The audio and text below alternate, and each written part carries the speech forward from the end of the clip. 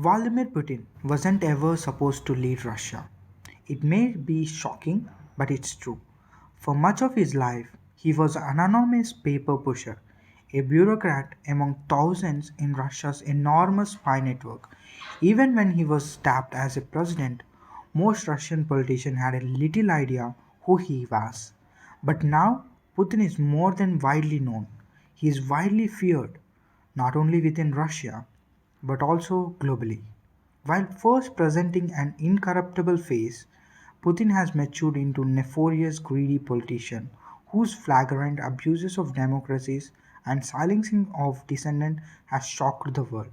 In this video, you will learn about how Putin became the president of Russia almost by an accident, how the evidence shows that Putin may have used terrorist attacks to further his own goals, and how Putin's political tendencies nabbed him a Super Bowl ring. So let's start the video. The story of Vladimir Putin begins in desolate years following the end of World War II. Leningrad, today's St. Petersburg, was abandoned and bombed out shell, its people equally damaged. It was in this bleak environment that Putin's aggression and violent tendencies took form. The Putin family suffered during the war. Putin's soldier father has damaged, disfigured legs, and two children had died. Fortunately, they still had somewhere to live, an uncommon luxury. In 1952, Vladimir Putin was born. The family lived in a small 20 square meter room with a stove in the communal hallway and a makeshift toilet in the stairwell. Putin called this place as a home for almost 25 years. As a boy, Putin was easily angered. He channeled a lot of his aggression in his practice of martial art, Sambo, yet still was frequently involved in fights. As a result of this, he was excluded from the communist youth organization called the Young Pioneers.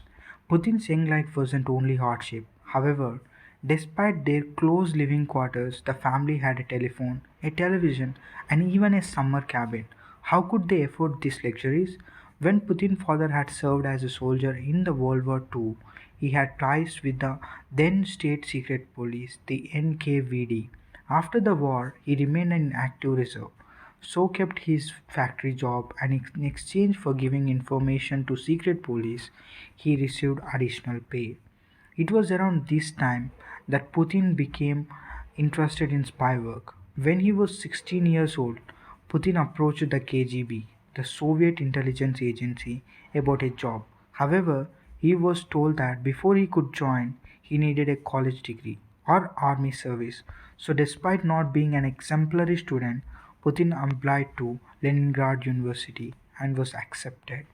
After he graduated from Leningrad University in 1975, Putin's dream of working for the Secret Service became a reality. For most of his career with the KGB, he was just a paper pusher, not a spy. He spent 4 years in 1980 working for KGB in East Germany. What's more that he was posted in Dresden, not Berlin. His work consisted of collecting newspaper clippings and writing reports. In Dresden, Putin and his wife were neighbors with other Russian KGB officers. Perhaps depressed at his situation, he has gained weight from drinking too much beer. His most significant professional accomplishment was purchasing US Army manual from a student for 800 German marks. In the late 1980s, things began to change. Even though communist resistance movements began to hold across the Eastern Europe, Putin maintained his loyalty to KGB and Soviet Union. In 1989, riots and protests in East Germany signaled the beginning of the collapse of the entire communist edifice. Eastern Germans in Dresden saw a way to freedom, and as the borders opened, they hopped on trains to Prague and Warsaw in order to reach West German embassies. As the Berlin Wall fell, so did the giant secret organization created to control East Germany citizens, the Stasi. Protesters swarmed the Stasi headquarters in major cities. When they approached the Dresden offices where Putin worked, he claims to have talked to the protesters himself. Yet, aware of the threat, Putin returned to his offices and burned sensitive documents while requesting help. While the army later arrived at the different building, it was clear that the Moscow would do no more. The state had Putin been devoted that had left him defenseless in East Germany. Angry and confused at the following events, the fall and East Germany's interference with Soviet business, Putin and his wife soon returned to his parents' house in Leningrad. When Putin returned to Russia, he has found a country changing rapidly and profoundly. The pinnacle was when the KGB, in cooperation with the government hardliners, attempted a coup against Mikhail Gorbachev.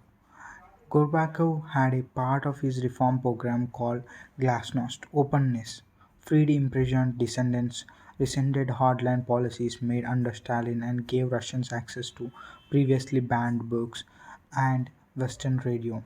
To curb the overreaching power of KGB, Gorbachev has created the Committee for Constitutional Oversight. Yet this did a little to keep KGB from spying on pro-democratic politicians. In 1991, KGB, in cooperation with a group of politicians, went forward with their coup, placing Gorbachev under house arrest near the Black Sea. Putin considered his options, and in a bid to protect himself in the case of the coup failed, he tried to distance himself from the KGB, saying that he had handed his resignation before the coup, but the KGB had lost the letter. While the protesters fought to protect the actual pro-democracy politicians, Putin and Sobchak continued to position themselves. Putin allegedly sent in yet another resignation letter to KGB, while Sobchak gave public speeches encouraging pro-democracy protesters to continue to fight. Yet, Sobchak's speech apparently approved by the coup junta beforehand. During the actual coup attempt, Putin and Sobchak hid in the bunker underneath a factory until it was safe to emerge, that is, until 2 days later when the coup attempt failed. After the failed coup, both Putin and Sobchak took advantage of Russia's political and financial crisis into the line of their own pockets. In 1991, Russia suffered a food shortage. Putin negotiated with Germany company to import meat to Russia. Yet in return, as Russia had no cash, he agreed to export some $92 million worth of natural resources. In 1993, shortly after President Boris Yeltsin dissolved the parliament, but before he established a new constitution, Sobchak convinced him to break up a St. Petersburg, previously Leningrad City Council. Sobchak himself then led the city until the elections 1 year later. Once the communism was over, the hopes of Russian populace put in President Yeltsin quickly soared. Even though life improved somewhat with the people able to travel abroad, buy more products and enjoy freer press, the economic situation was grim, and the inequality gap between them has widened tremendously. By 1998, Russia has defaulted on its foreign debt. To protect himself, Elston sought a successor from his own circles. Elston's small political clique dubbed the family decided that Putin was an ideal candidate, as he believed to be complete and safe. Oligarch Boris Brezhnev was also instrumental in aiding Putin's rise. Berezovsky took advantage of hyperinflation to finance his interest in car manufacturing and servicing, and then used his amassed fortune to invest in banking and oil industries. Yeltsin saw Putin a loyal, energetic, and eager potential leader, and thanks to Berezovsky, Putin has become the head of Unity, a new political party with no particular ideology. On the last day of 20th century, Yeltsin unexpectedly announced his resignation and appointed Putin, who has a next to no experience as a politician, as an acting president of Russia. In January 2000, attendees of World Economic Forum queried senior Russian politician who exactly Putin was. They could offer nothing in response. Putin now held in the reins of power. So how did he recover Russia's politics, constitution, and people? The only thing smaller than the pool of candidates seems to have been the list of qualifications required to them. The series of terrorist bombing gave Putin a chance to reinforce his credentials by responding with the deadly and ruthless force.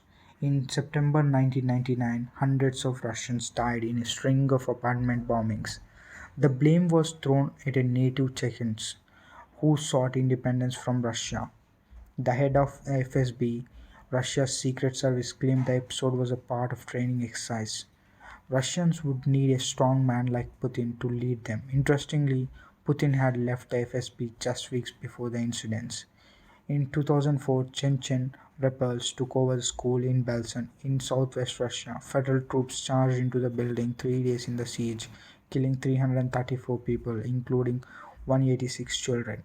Later, the only surviving hostage take revealed the federal troops had used flamethrowers, grenade launchers, and tanks to flush the attackers out.